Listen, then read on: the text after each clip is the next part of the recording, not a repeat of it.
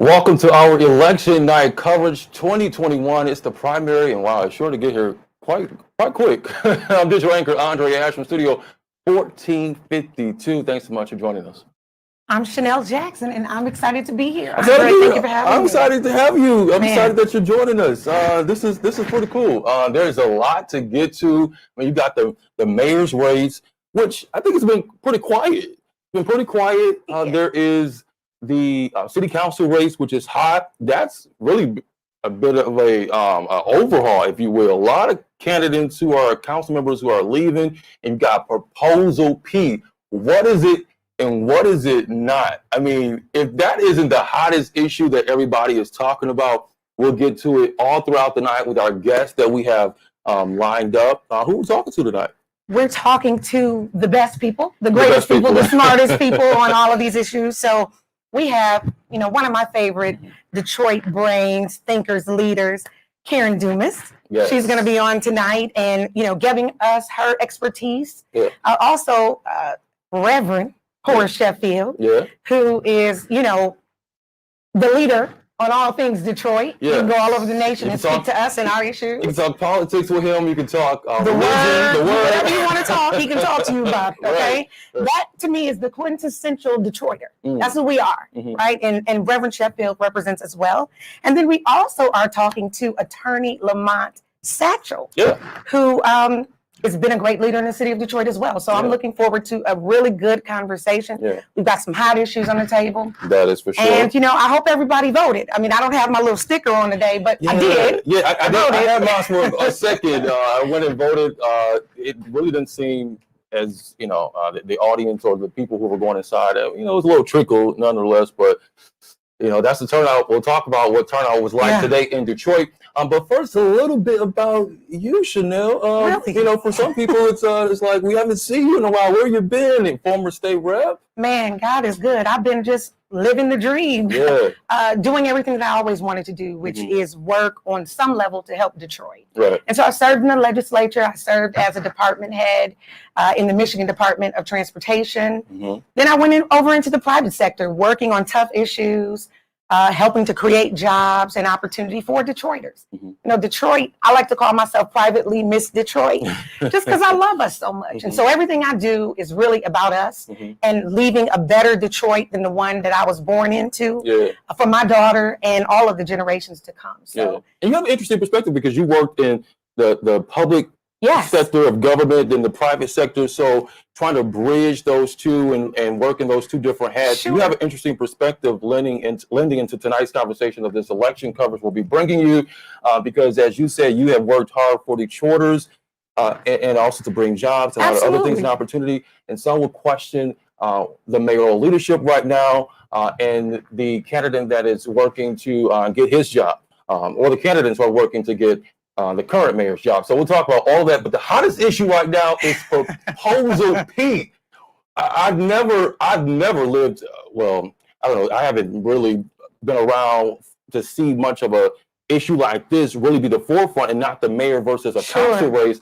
But to talk more about it is our first guest is Reverend Horace Sheffield, who led the way in a lawsuit to get Proposal P kicked off the ballot. The Supreme Court recently kept it on the ballot. So what says you tonight and where voters are coming down on this issue? And I think we got some results coming in right now, actually. Right now, Proposal P, 53% of Detroiters have said no to Proposal P. That's up against 46%. So those are the numbers right now. But Reverend Horace Sheffield, what says you about this issue tonight? Those numbers that Shanelle knows, who's run for public office, and one of the people that I idolize, we've had a great relationship, and I think she's just a phenomenal person. Too bad we've lost her to the private sector. That represents votes at the polls. In terms of absentees, from what I understand, it's 37% to 16%, 37% no. I believe the no will prevail.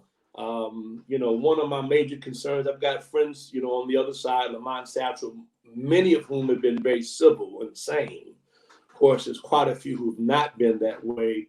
And that was part of my concern, is where this would lead our city in terms of moving forward, and people in the corporate world concerned. I think some of the things on this are legitimate. We need to be concerned about how we care for the least of these. I'm a pastor, so Matthew 25 is operative. But to put that in a constitution where you have a means test that will result in the majority of Detroit is getting free water, free bus ride, free cable, and things of that nature, plus things that are not legal, 14 years to appeal your property tax. All those are the kind of things that really got to what I think are some substantial issues. For example, Reverend, I just want to get in real quick, because you talked about the process. You didn't agree with the process, and you thought the process was flawed, and you even previously in public statements, even in our studios, you said that Proposal P was illegal. I want to play this clip that you mentioned as you talked about Proposal P just a few weeks ago. We got the clip. We'll play it right now. Absolutely. I mean, there are some common ground. Quite frankly, one of the things that I think is wonderful in there is this $100,000 threshold. And I love my trade unions. I'm a union man. I mean, Mike Aarons is a good friend of mine, and I understand some of the concerns they have about that. I mean, there's some good things in this charter, but there's some things which are illegal, which do not pass the test. 14 years. We're not going to get residency requirement back.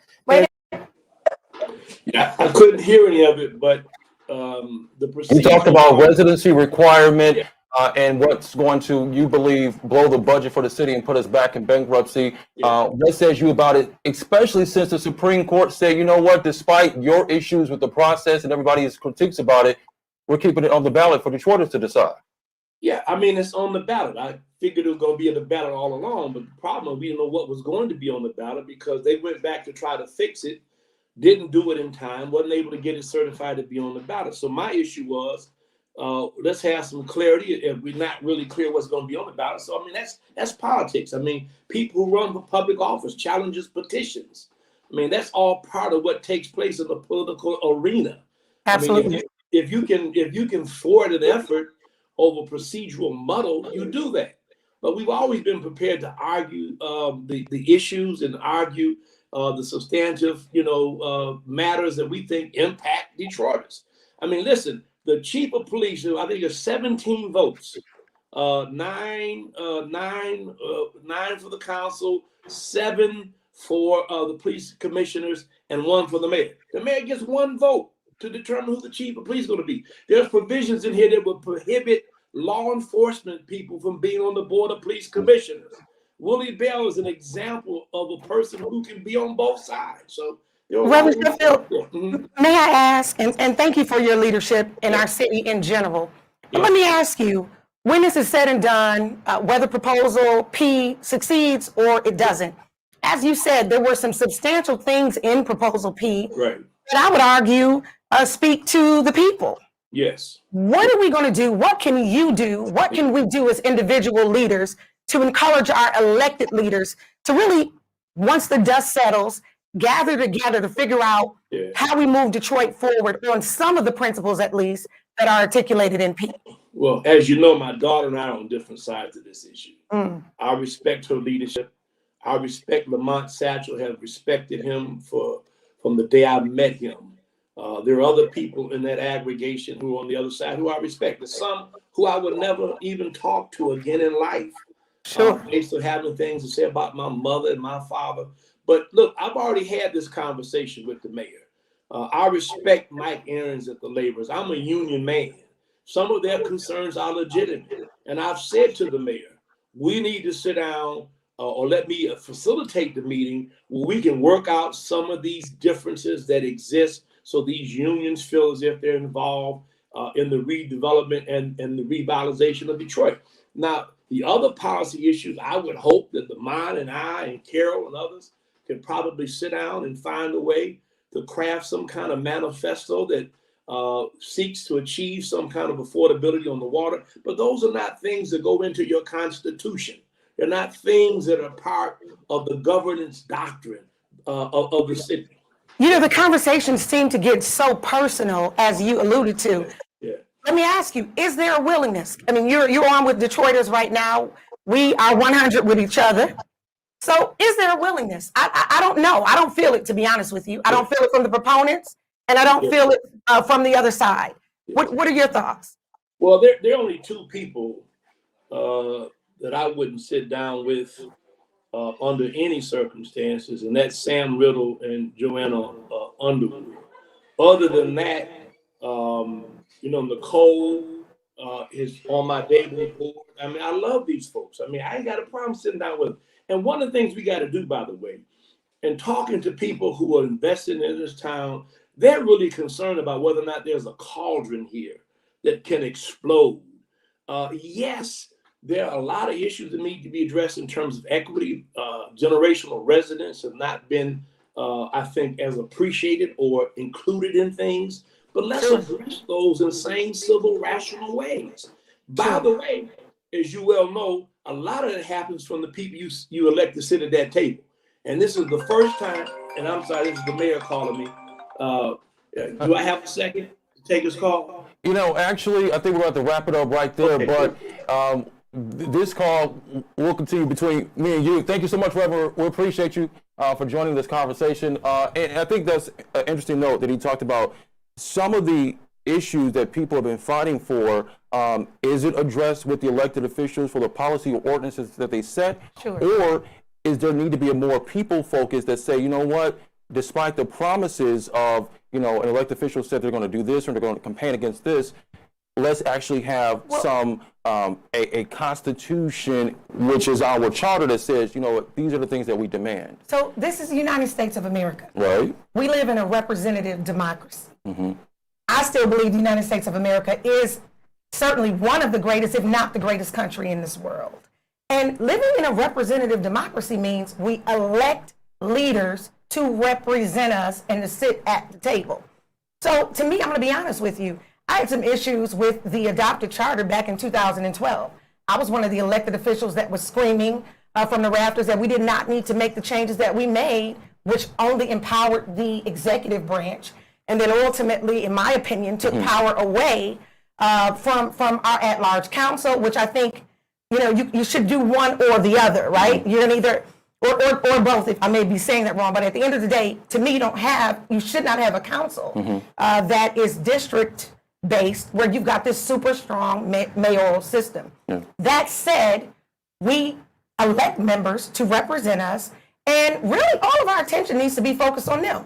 If you don't like the policies, if you don't like our water policy, if you don't like some of the other policies that you believe young Detroiters or older Detroiters, generational Detroiters are not being heard, to me, the very best avenue is through our elected council. Okay. And if they're not empowered, or if we don't feel like they're hearing your voice, then we remove them. But at the end of the day, we live in a representative democracy. And, I think we need to trust the folks that we put in office at the end of the day. And I think the people need to be empowered to also hold their elected officials accountable for what they want to see. Let's get to Attorney Lamont Satchel. He is the attorney for the Detroit Charter Commission, and I'm sure he has a big say in what's happening, and his voice, the charter's voice, and the charter actually being, the question of it being on the ballot this year in this primary. Attorney, what says you about everything that has led to now? This has been a highly contested matter, and I'm surprised that it is the largest matter in the city as opposed to the mayoral race. I think everyone, as I heard Shanelle, you and Andre say, that you're surprised that this has become such a big issue that it has. But I think it has because, and to speak to the issue that Rev just talked about, and I understand what you say, Shanelle, this is a representative democracy and we expect our leaders to deal with these issues that the charter tried to deal with. But here's the problem. The vast majority of the issues that were dealt with in this charter were brought to the last charter commission. I know that because I was the general counsel for them. And that charter commission determined that, you know what, we think that these things should not be in the charter, right? For their reasons, but that we think that they should be addressed. And so they packaged them up and sent them to city council to deal with. It's been 12 years and they haven't been dealt with. So what do you want people to do? To wait around until we get it right with respect to elected officials while people die, suffer, and otherwise have to suffer indignities of life. And so what this charter commission decided to do, we're going to listen to the people, and we're going to do something in the charter that's not prohibited. You know, folk are here talking about it's a framework document. You don't put this stuff in the charter. There's nothing that prohibits you from putting in the charter. You're right. If the United States Constitution can make me 3/5 of a person, then my state constitution can tell me I have a right to affordable water, not free water, affordable bus fare, not free, as Rev says, and affordable housing, not free, as Rev said. And there is no such thing as residency requirement. The charter did not require residency. All it says was this: to the extent that residency is allowed by law and is permitted by law, then the city shall adopt it. So what it was looking forward into the future and saying, look, if there's ever a change in residency, the people have already spoken and said, look, if there's an opportunity and an option, then you have to exercise the option, city council, the mayor, and do that. What it also says is this: there's currently a residency requirement. The city could say this. They have the right to say this: you have to live within 20 miles of the city of Detroit. The law does allow that. So I think what you're seeing, the numbers that you see with respect to the charter and the fate of the charter, if it doesn't pass, you can't read anything into that other than there was a very successful concerted campaign to defeat a matter without having very wide, very vigorous, open, and honest public discourse about those issues. Attorney, what do you say about the listing or the filings of the backers who are behind the initiative for Detroiters to vote no on Proposal P? Listen, these issues are not corporate issues. In fact, many would say that many of the problems that we suffered that were addressed in the charter, that corporations have their hands in them.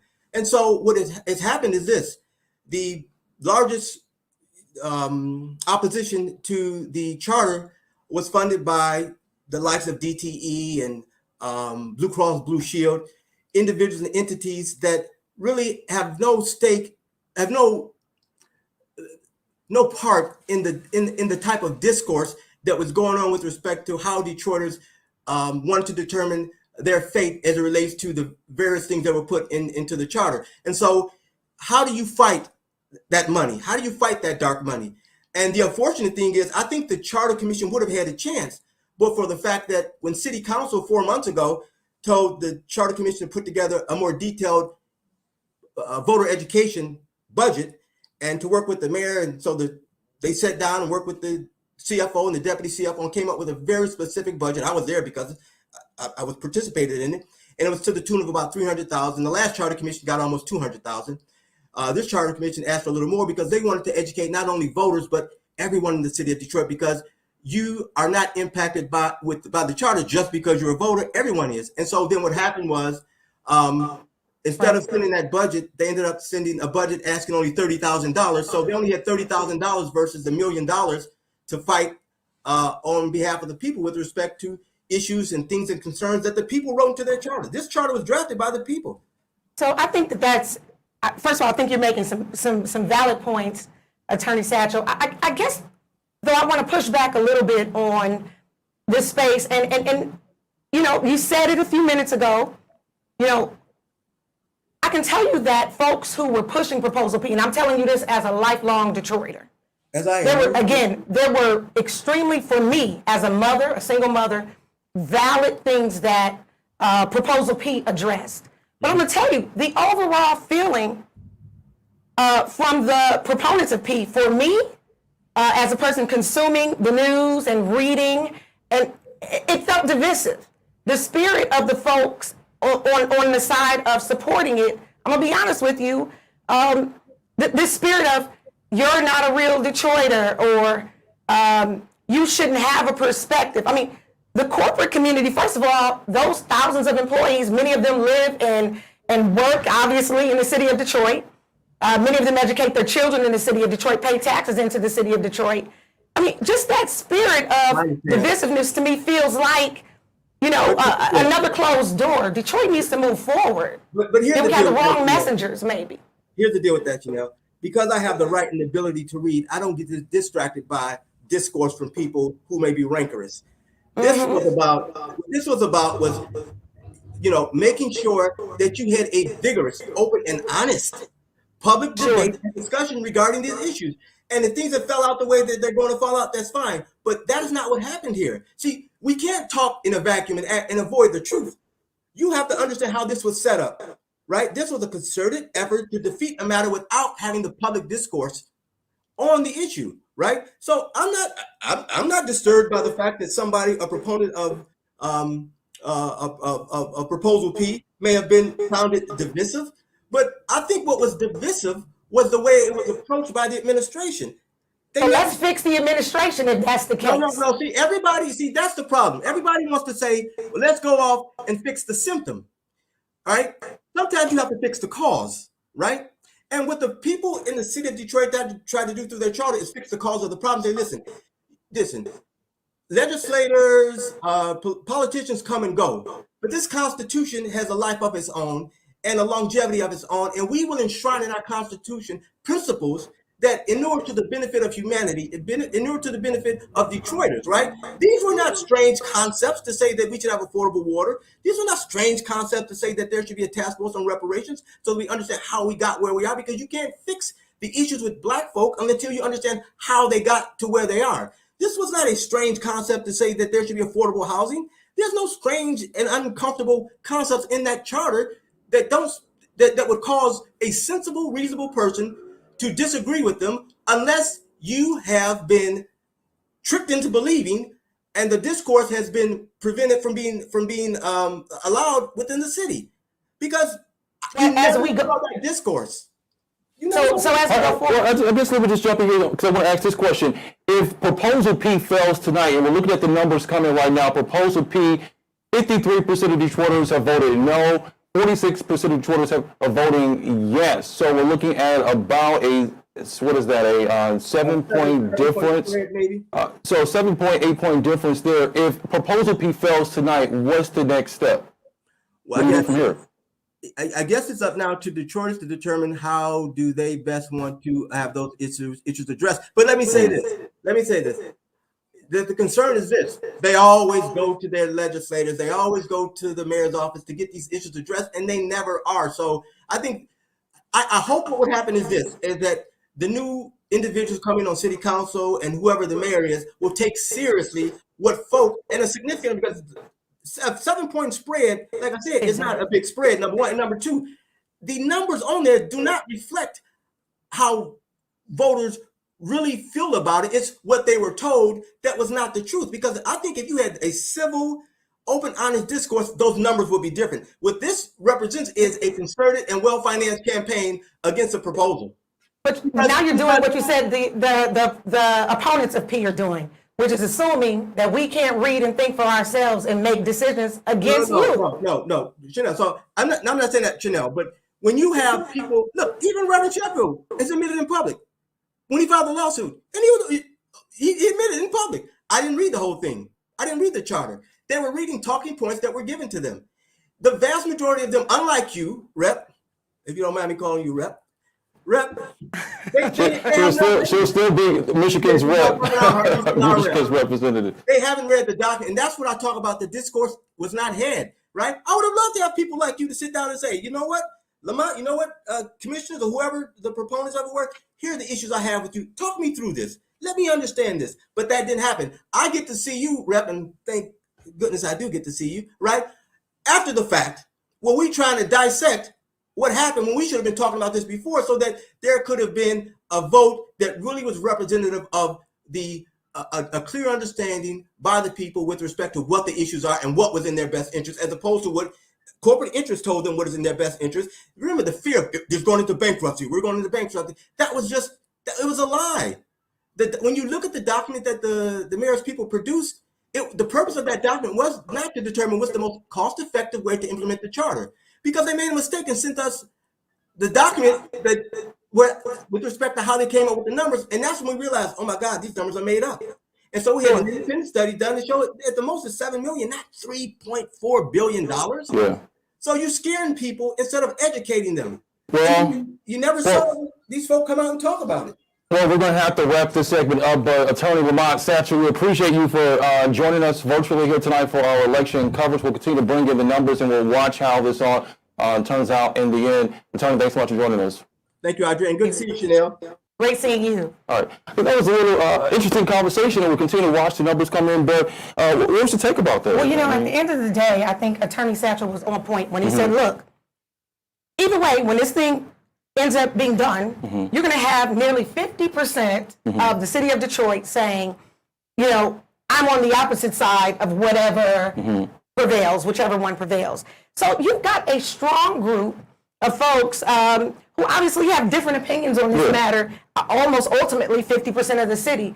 Therefore, whoever is elected, right, whether you're returning to council or whether you're going to council, you need to come with an open heart, an open mind, a willingness to listen, a willingness to learn, a willingness to be accessible to residents, not just voters, but residents. I think open mind is key, because I think that's part of what we're missing out of a lot of political conversations nowadays, is that it's either one extreme or the other. Yeah, listen, the super liberals, progressives are here. Then you've got the super conservatives that are there. And then at the end of the day, in the middle is us. You know, everyday people who, look, need the government to work. We need our water to work. We need to have resources. We need our police to respond and do it enthusiastically when we call them. So we need our new elected leaders. I mean, this is really, to me, about a plea from Detroiters to them to stand up, to listen, right? Not to just get on stage or get on television and yell, but a willingness to work together, because we're hurting. That sounds like compromise. Yeah. The word that we don't really use quite often. That's how this thing was designed. Perhaps we need more of. Exactly. I mean, we definitely have enough discourse, okay? All the folks who wanted people to stand up and rant and rave, you got them, okay? That's the kind of electeds we've had, unfortunately, in my opinion, over the last few years. Now we need policymakers. Policymakers are going to think, they're going to listen, they're going to do their due diligence, okay? They're going to watch the mandate that they get from voters, and then they're going to proceed in a thoughtful way. Or they're going to campaign, and we've seen a lot of that, because it seems as if that's politicians. Okay, so it's politicians in general. You get in office and then you just start campaigning all over again. Well, we have politicians who like to be on TV and scream and shout, and then we have policymakers who move the policy that shapes us for generations to come. Let's get to some of these numbers that are coming in right now. Andre Ash, digital anchor here of Michigan Chronicle, here inside Studio 1452. Joined here with the one and only, the Honorable. Can I be the Honorable today? Yes, you can be the Honorable today. Yes. You know, it's just a pleasure to be here. We are bringing you the hottest topics, the hottest debated issues in this election primary from the council. We'll get to the council in just a second, the mayor's race, and also Proposal P. And of course, it's been the larger conversation tonight. But let's get to some of these results. We're streaming them on the bottom of the screen. And also, we invite you to weigh in on this conversation as well. If you have any comments, join us, tag us in the comment section here if you're watching from Facebook. You can also watch us live at MichiganChronicle.com. But here's some numbers. Council seat in District 1, James Tate coming in, leading at the 64th percentile rate. District 4, we have Letitia Johnson. And also in District 7, I believe we have Fred Durhall at 28%, and at large Janae Ayers, 32%. And we can get some of these races, the top two candidates who are leading in each of these districts, particularly District 4. We can get those numbers up in just a moment. But those are just where the lay of the land is right now, and then we'll get to the mayor's race as well. As we continue to bring in these numbers, let's go to a clip that we have of the mayor. We spoke to the mayor a few weeks ago, and I think we asked him the question about where he sees the city moving forward and where he wants to take the city. I think we've got those comments from him right now. Population is the ultimate test of a mayor. If more people are moving in than moving out, you're doing well. If more people are moving out than moving in, you are not. Now, I get every month from DTE the number of occupied households in this city, and those numbers are up significantly. So we're going to have census numbers released in September, and I'm not really crazy about the way Donald Trump conducted the census, but even so, I'm optimistic that we're going to have the progress recognized. But you talk to people who live in neighborhoods all over the city, and they will tell you that house that was empty 3-4 years ago down the block, a family renovated it and moved in. That's happened 8,000 times in this city in the last 6 years. So I do believe population is the number one measure report card on a mayor. I'm hopeful we'll get good news in September. And if we don't, then whoever ends up running against me, whoever comes through the primary, is going to have to explain to voters how they're going to get the population up faster than I did. And if they got better ideas on how to do it than I have, the voters are likely to pick somebody else. Population. He believes he should be judged on the population of the city. Are people moving in and people moving out?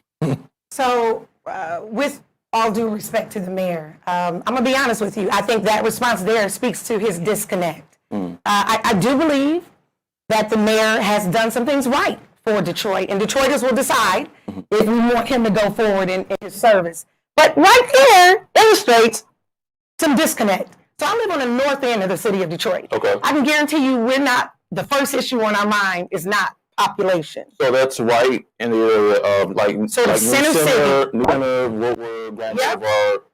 Historically, African-American community. Right. I live on a block that my great-grandmother owned many houses on over the course of my life. But we're in this space, I think, where we need leadership to understand the everyday, real-life, practical things that we're dealing with as single moms. Population is not one of them. We want to make sure that we have access to a fair wage. We want to make sure that we have access to jobs and opportunity to better our education so that we can provide for our children. We want to make sure that the police respond when we call them when somebody is threatening to kick down our door. But the mayor deals a lot with metrics, right? Sure. But some could say, jobs and crime, but isn't that a fair assessment as well? Because if people are willing to move out the city, which they've been doing for over some time, to say that you're now attracting more people who want to live here, more businesses who want to open up and create jobs here, isn't that a fair metric to look at? It's a wonderful thing to look at. But I'm going to be honest with you. I'm one of those Detroiters that's not convinced. I'm not convinced. Mayor Duggan and elected leaders in general, I'm not convinced. Let me go on record and say that. I don't believe that a lot of the new Detroiters will stay here. Do they feel passionate about Detroit today? Do they feel passionate about the great job that they have?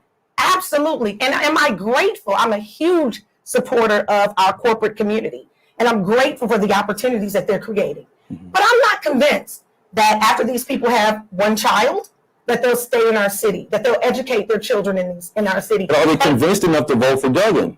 Well, has Duggan, to me, the greater question is, has Duggan heard the voice of so many people who feel disenfranchised? I think that's a fair criticism. And over the months, some will argue, his administration will argue, over the years, they've been doing a lot to try to be more inclusive and to bring Detroit contractors in these different areas. And that would be a fair criticism that some people will argue. But it's an election year, and you're going to get extremes from both sides. But here are where the numbers stand right now in the mayor's race. Mayor Duggan coming in with 58% of the votes. We're talking about with about a small number of the percentage number of the precincts reported, with 58% against Anthony Adams coming in at the second spot at 15%. So we're talking a little over 11,000 votes for the mayor right now, and a little over near 3,000 votes for Anthony Adams. So the race is still early, but nonetheless, that is a huge lead. Sure. That's a huge gap. Sure. And if Mr. Adams makes it to the general, then he'll have time to make his case, and Mayor Duggan will continue to make his case as well. At the end of the day, to me, anybody that's in politics knows that, when it's two people on the ballot, I don't care how much money you have, you got a 50% chance to lose. So that's true. So if I'm Mayor Duggan, going to vote for you, or I'm not going to vote that's for you. right. And so if I'm Mayor Duggan, right. I am excited about the margin that I'm looking at. I do believe that I'm doing some things correctly if I'm Mayor Duggan, but I'm never asleep.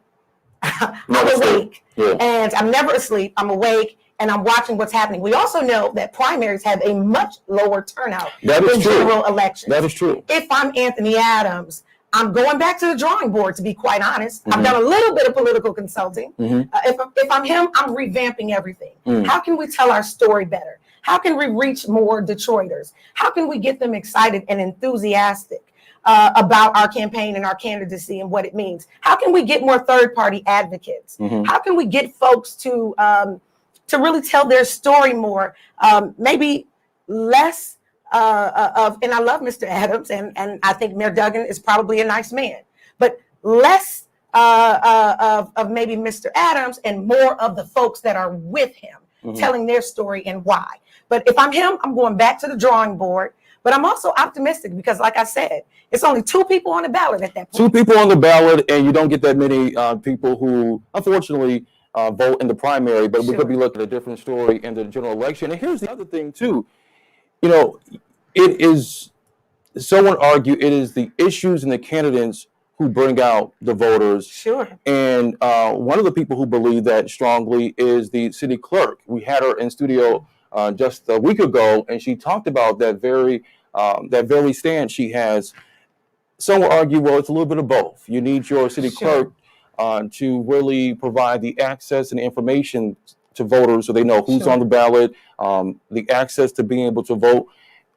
But also, again, issues and the candidates should bring voters out as well so that we are all more informed. We got that video we'll play right now. Really, turnout is driven by candidates. And that's what people who aren't in the profession don't realize. It's driven by candidates. The highest in recent history, if you consider 1996 recent history, the highest turnout we had for a presidential race was 56%. And that's not good enough, but it is what it is. And that's because Clinton was on the ballot then, and people were eager and people were excited. When people are excited as to what's on the ballot, when they want change, when they want to really their voice to be magnified and heard, they participate, they come out and vote. When they look at the ballot and go, or they look at the candidates and go, then the turnout reflects, Yeah, I think that. So alluding to what we're talking about, the candidates, the issues, does she make a valid point or is there more to it? So, ultimately, I'm going to be honest with you. I think she's right. The candidates and the issues are what get folks motivated to vote, right?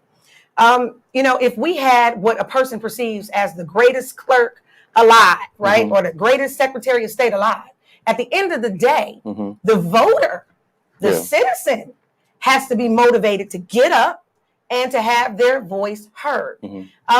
So I would argue, that she makes a valid point. I think there's a valid point to that because you can have the most boring candidate out there, issues that get you stuck in the weeds, but it's you, the voter, at the end of the day, that shares the responsibility of being a part of the democracy in which we live. I mean, because a clerk can put all the advertisement out and make it accessible. Some would argue that, well, she hasn't really been that effective when it comes to election night, but I think we are getting some results coming in, and particularly in her race, I think we can actually go to that. This will be very telling this time around. For the city clerk's race in the city of Detroit, we're bringing you some live numbers. Janice Winfrey leading 59% against Denzel McCampbell, 26%. Now, Denzel, he came from out of Rashida Tlaib's office. He also sits on the Charter Commission. He got into the game at quite an interesting time, right? Sure. He was heavily promoted and pushed, certainly by Rashida Tlaib's office, if you will, but definitely a big lead in this race as well. 59% to 26% right now in the race for city clerk. Well, I think a lot of things. I'm not going to say them all. But let me say this. Again, same thing I said on the mayor's race. Right. If I am Clerk Winfrey, if I am the gentleman that looks like he'll be the number 2 on the ballot, I'm going back to the drawing board. I'm taking nothing for granted. I am figuring out what we can do better. Because as I said, at the end of the day, it's 2 people on the ballot at that point, and you got a 50% chance of losing. I don't care what these numbers say. I'll say this. I think in this nation, I think in our city, I think in our state, we're at a crossroads. We got to figure out what kind of leadership we want, right? I would argue, this is just me, not your opinion or the Michigan Chronicle, but I would argue respectfully that sending leaders to the clerk's office, to the Congress, or anywhere who are not alliance builders, are not coalition builders, who are not willing to work and to listen to even people they disagree with, is a disservice to everyday Detroiters. And as somebody who lives here, is educating her daughter here, paying taxes here, that is not a good look. But some people argue that the status quo of how things have always been in government, once these candidates get into elected positions, the status quo of not being able to move the needle and get the job done is also a disservice to voters, which is why you may have more extreme people on the left and more extreme people on the right. Sure. Well, you're pushing it. If that's what someone genuinely believes, I'm saying this now as a political scientist. I'm saying this as someone who has served and serving in other capacities for the city of Detroit. Then you're pushing us further away from your goal. If your goal is to move policy, if your goal is to get laws changed and put in place that make a better Detroit, that make a better state of Michigan and a better United States, sending members to Congress or to the clerk's office or to the administration, to the mayor's office, who are unwilling to work with others, who have a divisive tone, who are just, to be honest with you, in my opinion, often self-serving, then you're pushing us further away from a solution that helps my children and yours. I don't know who we're talking about, but if the shoe fits or perhaps if the shoe doesn't fit, then I guess you shouldn't be offended. But anyhow, let's get to one of the hottest contested, well, not contested, but it has been one of the hottest races in council, because council, let's talk about the Detroit City Council. Detroit City Council, y'all, is going to look different in the fall or next year, right? Absolutely. But this next term is going to look very different because you're going to have council members who are no longer there. President Brenda Jones, Councilman Andre Spivey, which comes out of District 4, and we'll get to that in just a second because that's the hottest district right now, District 4. You also have Constantino Lopez, who's no longer running, and you also have another council person who will not move ahead into the general election or rerun again. And so we'll get to all of them in just a moment. But District 4 is the race we want to be able to talk about right now. And we've got some numbers coming in that race. The leading candidate right now in District 4 is Letitia Johnson, coming in at 36%. Emil Eric, former Fox 2 reporter and Free Press reporter, he is coming in the top second spot at 22%. So that's very interesting. I always think it's interesting when people from media switch over into politics. Certainly, we live in a representative democracy, right? Where folks can run and assert their right to run and put out their vision and their story, and hopefully folks will pick up on that and support them. I personally am always a little bit of a skeptic of folks who have made their career off of being on television, who want to all of a sudden serve in public office. I don't know. Sometimes I personally think sometimes they look at it as just another platform for themselves and to elevate them more. They're accustomed to being elevated and having lights, camera, action all around them. And they think that serving politically will be more lights, camera, action. And I'm not suggesting that's him. I don't know him personally, but I definitely know he likes the lights and the camera. That's an interesting perspective. It's not one that I would say I disagree with, but I think it's the interesting take that you have, because going from being on air, on TV, to getting in politics where you're getting your hands really, really dirty, and in many cases, your work and your service really isn't appreciated. You're always under the light of attention, but attention that's, you're going to face the negative criticism by the constituents of what you represent when things are not going right.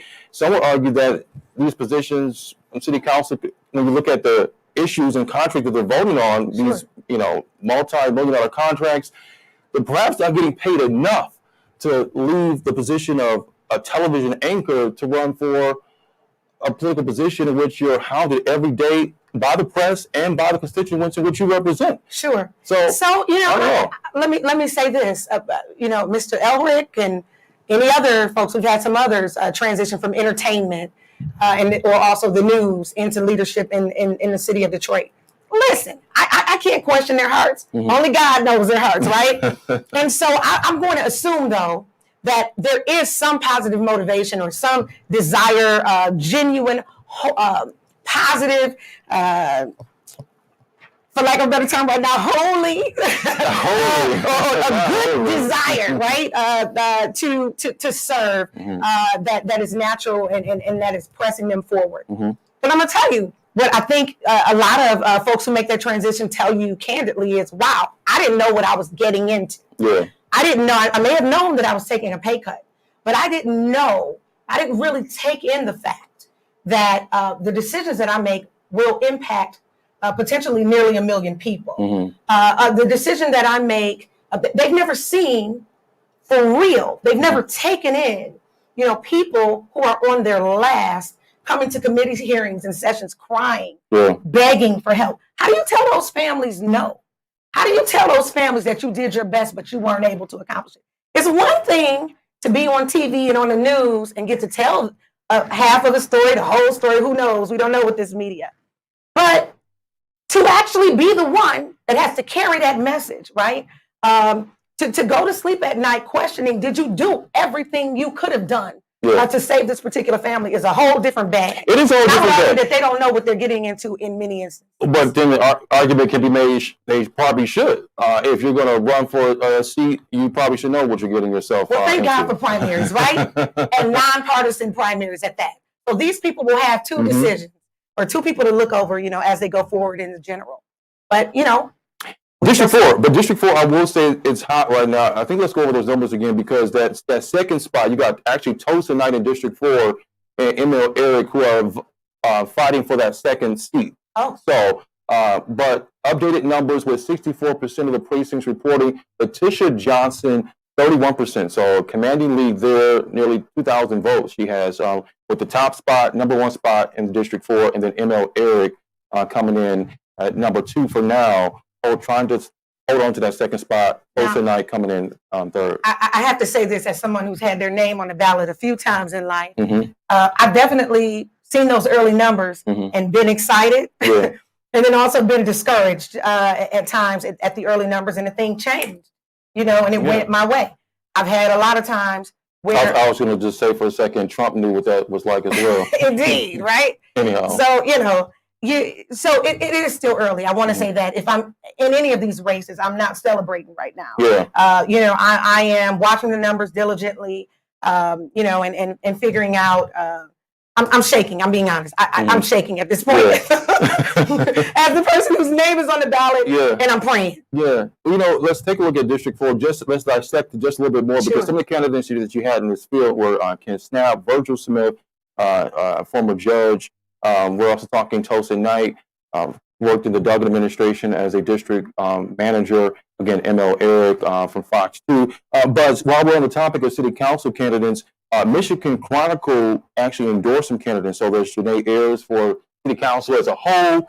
We also have James Tate, council District 1. It seems like he's leading in that race. Virgil Smith, Fred Durhall. So we'll take a look at some of the other races as we move throughout the night. But also let's look ahead to, again, the mayor's race, where the mayor has a commanding lead. We brought a clip up of Mayor Duggan earlier when we talked to him, but we also have a clip now to share of with Anthony Adams and where this race moves from here. I think there's going to be some interesting dynamics and what the conversation will look like moving forward. But let's take a look at this clip first from Anthony Adams. Yeah, I'm unabashedly supporting Detroit black business, pure and simple. I believe that they have been left out. I believe they have not been included. And I think we got to change that. And it's always not about a job here. There's a great emphasis on we trying to create jobs, but we have a lot of our young people, they're looking for an economic opportunity. They're looking for a chance to be an entrepreneur. They're looking for a chance to go into business. When you ride through neighborhoods in this city, and I talk to a lot of Detroit business people, have never gotten one dime of Motor City Match, have never gotten $1 from Detroit Economic Growth Corporation, but yet they're out here doing this work every day. And there is no passion for a local business, because you got to know who these people are. You got to know how to get to them. And there's so many institutional barriers to banking and racism, which still inhibit the level of investment that we need, private investment that we need in the city of Detroit.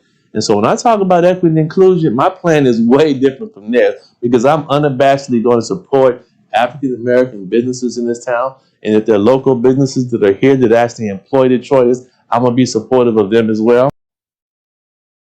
All right. So he's talked about he's going to be passionately fighting for Detroiters and getting them resources.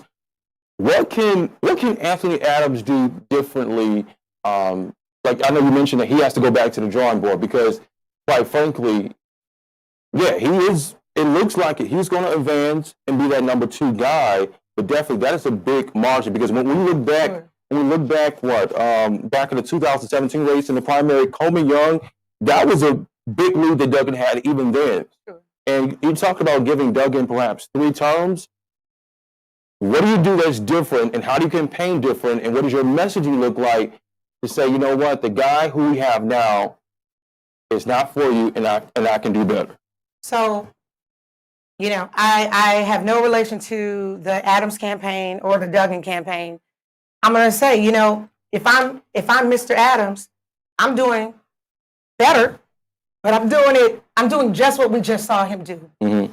I've not met an African-American Detroiter who is opposed to supporting Black businesses, mm-hmm. right? I've not met one who hasn't told a story about going to other major cities in the country and feeling like there was a hub for Black businesses, mm-hmm. Or an opportunity for them to thrive. So we go across the country, we see these things, we hear stories from our relatives in other parts of the country. Black folk are entrepreneurs, I would argue, by nature, right? So we have these desires to start these businesses. We do need a government that is accessible, that is promoting us. I get it. 2 terms, Mayor Duggan. Thank you for your service. We have had corporate investment, and we've had these grand opportunities that some, few little folks can kind of reach to and grab. Yeah. But then there's all the rest of us, mm-hmm. who have big dreams, who have big desires for our families, who've not been able to access that. So if I'm Anthony Adams, I'm telling that story harder. I'm using real life folks as surrogates. Tell me what happened when you went and applied for Motor City Match. Tell me what happened as an example. Yeah. Tell me what happened when you were doing whatever else. Once I met in a previous experience a couple of years ago, I met a Detroiter who told me that he had received a grant from the city. And for whatever reason, unbeknownst to him, he still doesn't have the answer today. That grant was snatched away from him. Mm-hmm. I mean, if I'm Anthony Adams, I'm looking for that guy. But I think if you're Duggan, though, you're arguing, well, for most Detroiters. Because here's the thing. Any politician is not going to satisfy every person who they represent, right? Sure. But so I think for Duggan, he would have to argue, for most Detroiters, is your life and is the city being governed better, or is it better off now than it was before I took office? And that's the question. That's the question. I'll let some other Detroiters speak to that. Let's actually get to some Detroiters or people who may be weighing in and joining our live coverage. We appreciate you for watching. You can weigh in and give us your comments. Let's put some of them up here on the screen. Again, you can weigh in if you're watching us now on Facebook Live at Michigan Chronicle. What are they saying, Jamel? Well, we have the former chief in Detroit, Ralph Gobby Jr., who is making some comments. You're sounding like a great candidate for 2025. Listen, I just love us. Thank you. I receive it. But I just love us. I'm about service for Detroit. Yeah, there was a comment just a moment ago from let's go to this person here. Akadia right there. Let's put them up.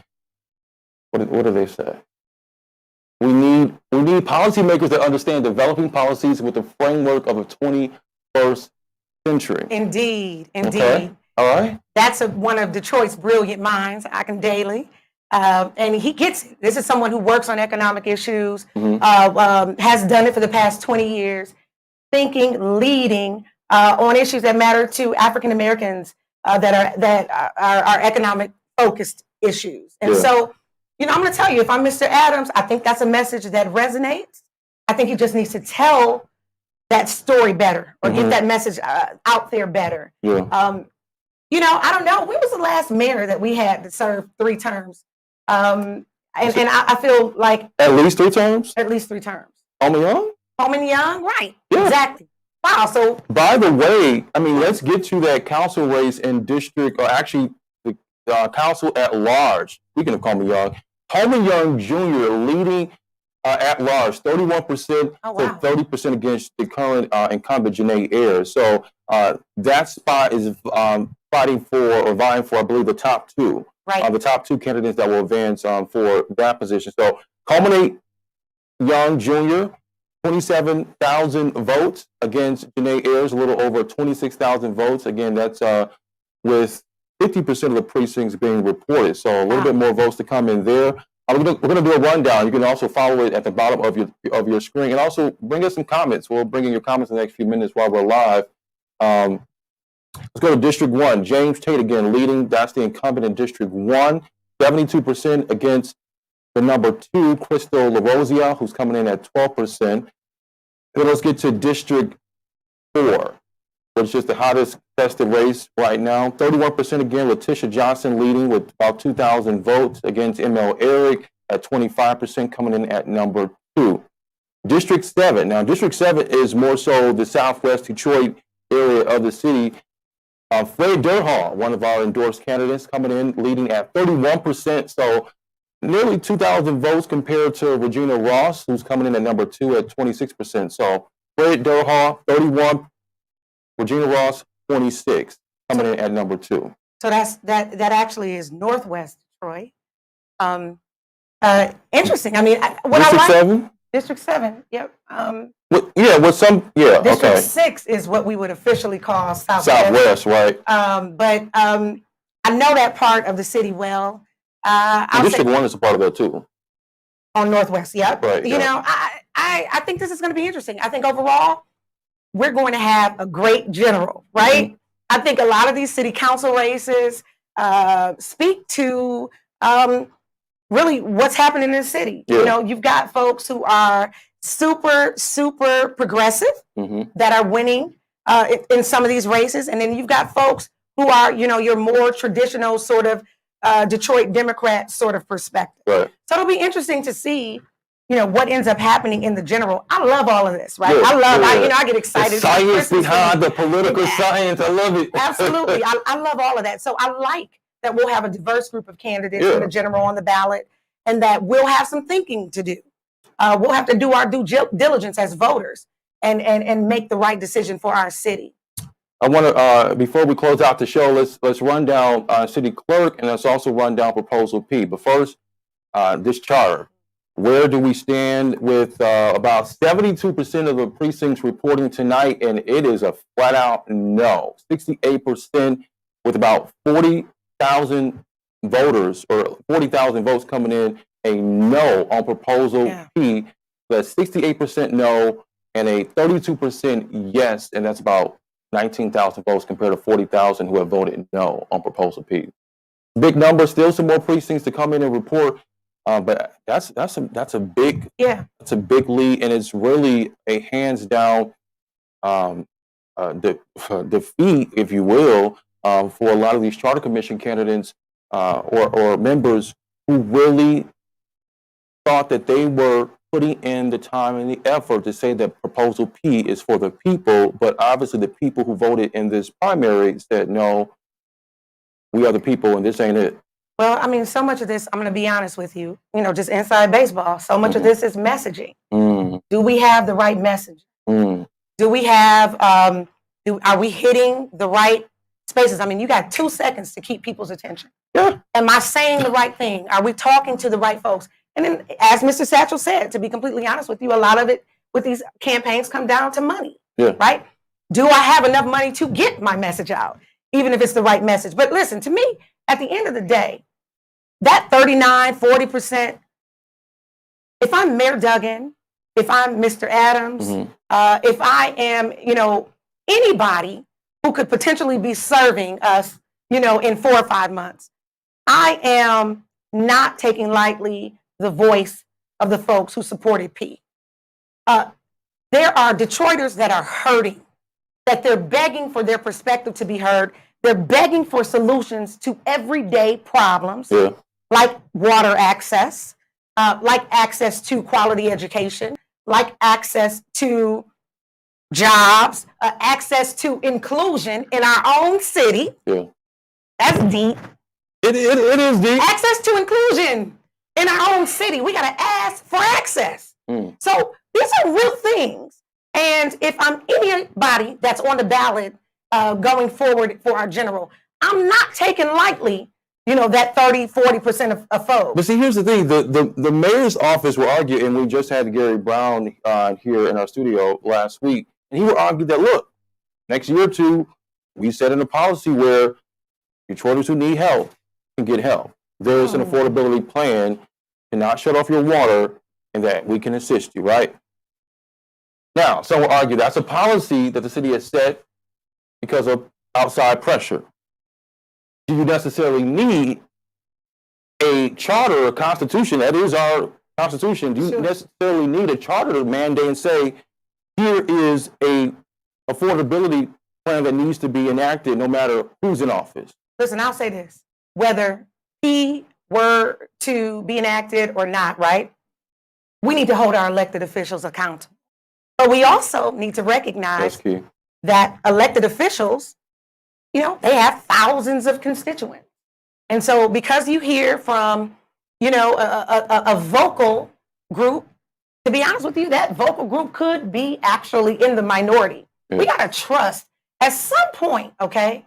These folks are not elected for life, right? This is not the Supreme Court or appointed, where they're appointed for life. At some point, we have to decide if we're going to trust the system, if we're going to trust our representative democracy, right? If we're going to trust the principles that our nation is founded on. Are we constantly working to correct them and to make America the nation that we need it to be? Absolutely.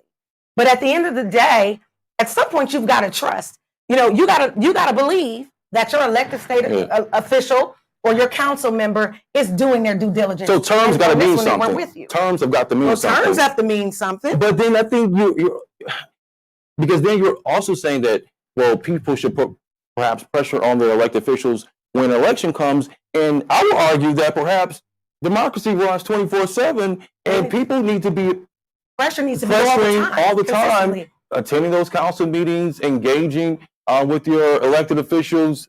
For the past year, everything's been on Zoom. Every one of us, including me, could have found time to be on at least one of those Zoom hearings, at some point over the course of the pandemic, right? Particularly in that time where our need as Detroiters was so greater than it always is, right? And so, at the end of the day, we're going to have to be better at holding them accountable, but also ourselves, right? Did you just go to the ballot, just, kind of haphazardly? Did you know? And I'm saying this to you, Detroiter to Detroiter. I love us. Did I do enough? Did I study P enough? If I'm really out there in my heart as a Detroiter, sort of in favor or opposed, did I get out there and volunteer one day to do something to either, thwart the effort or to push the effort? What did I do? At the end of the day, you're the one that's in the mirror, right?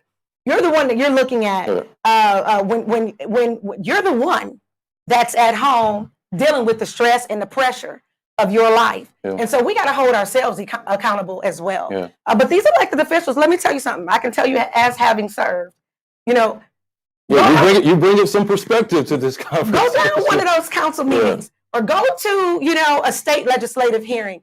See who's listening. See what members are really paying attention as everyday Detroiters are presenting. Then go up and give a speech. We have public comment at all of these meetings. Say something, have your voice heard.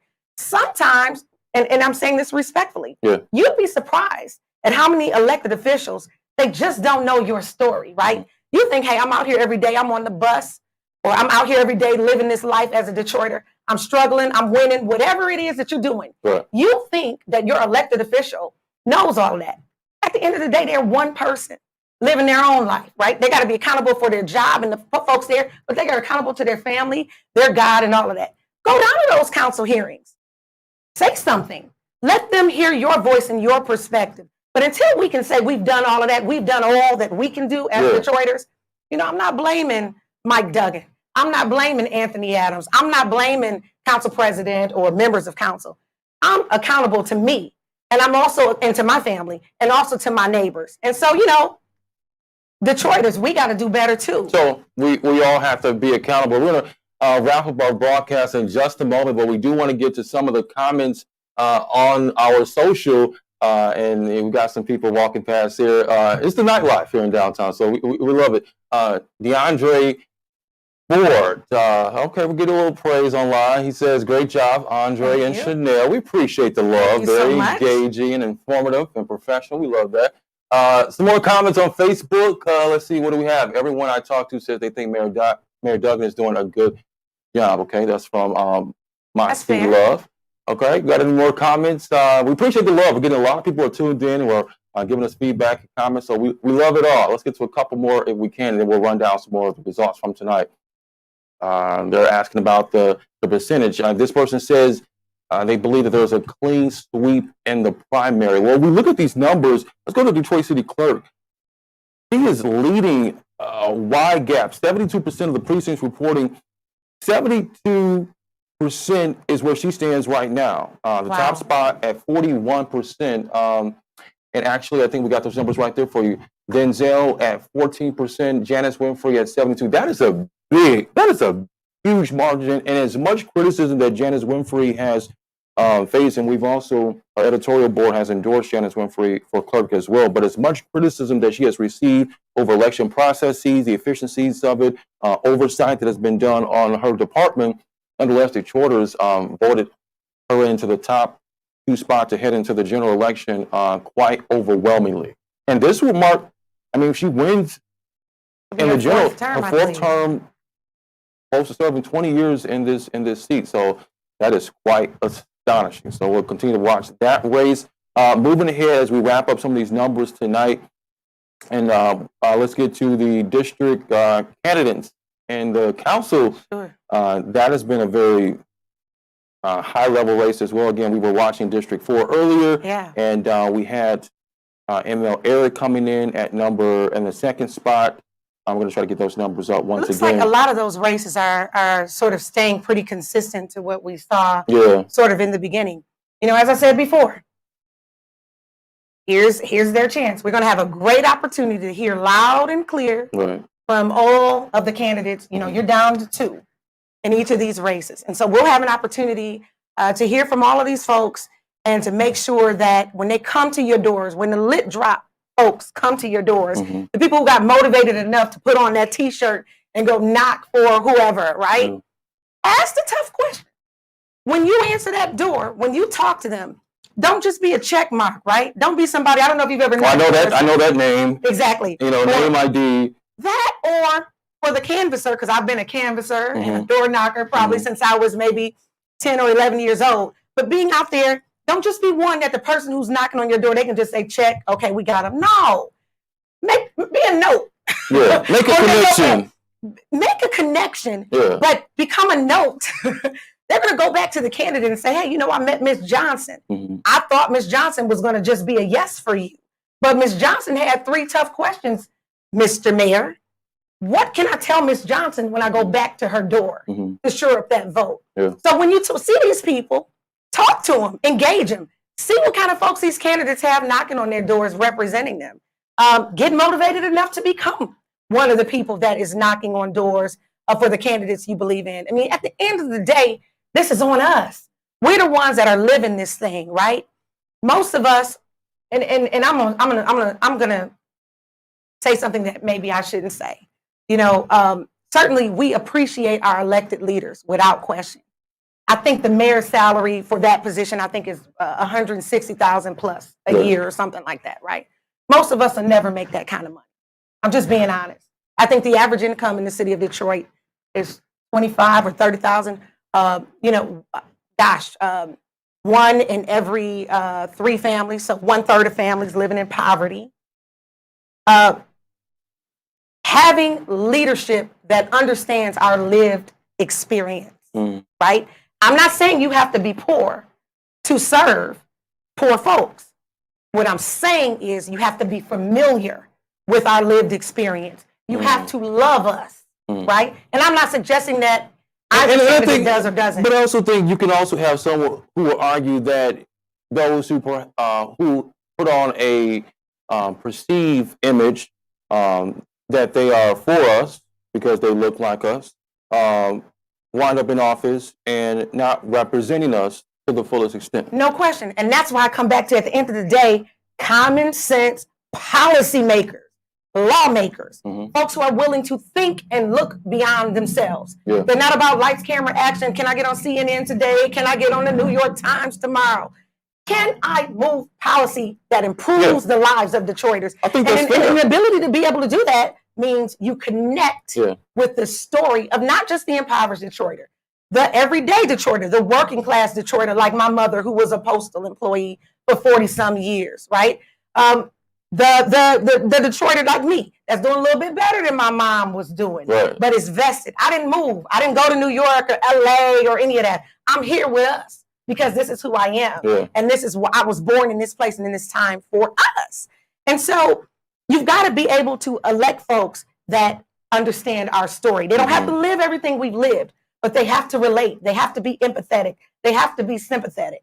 And, you know, I really just think, and I feel you. I really feel what you're saying. I really do think that it's a individual by individual basis.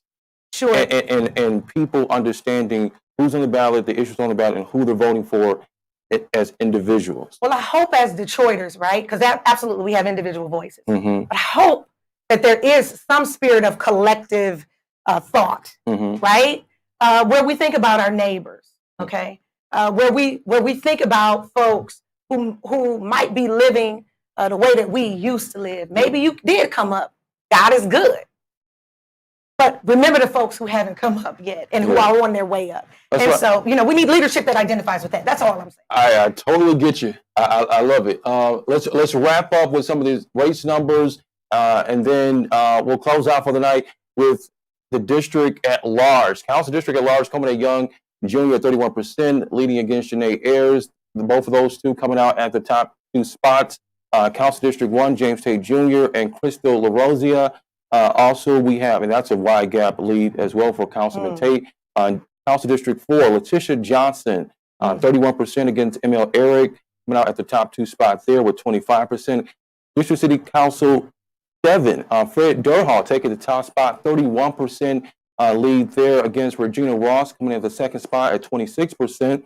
Some of the other candidates in that race were like John Bennett and Joanna Underwood. And then, of course, the mayor's race, a wide lead there for Duggan against Anthony Adams, the same thing, a wide lead for the incumbent city clerk Janice Winfrey against Denzel there for city clerk. So we'll watch these races, more numbers to come, but certainly a lot of these races you can sort of almost call because we really are where we are with the night with these election numbers. And we'll follow up throughout the night, overnight, and people can get the latest election result numbers on our website at MichiganChronicle.com. And also we'll have a full paper out tomorrow about the election. So you don't want to miss that as well. Pick up the Wednesday edition of the Michigan Chronicle newspaper and find out where you can pick up one. Just go to our website, MichiganChronicle.com. And Proposal P also appearing to wind up in defeat tonight as well. That was one of the biggest issues of the night.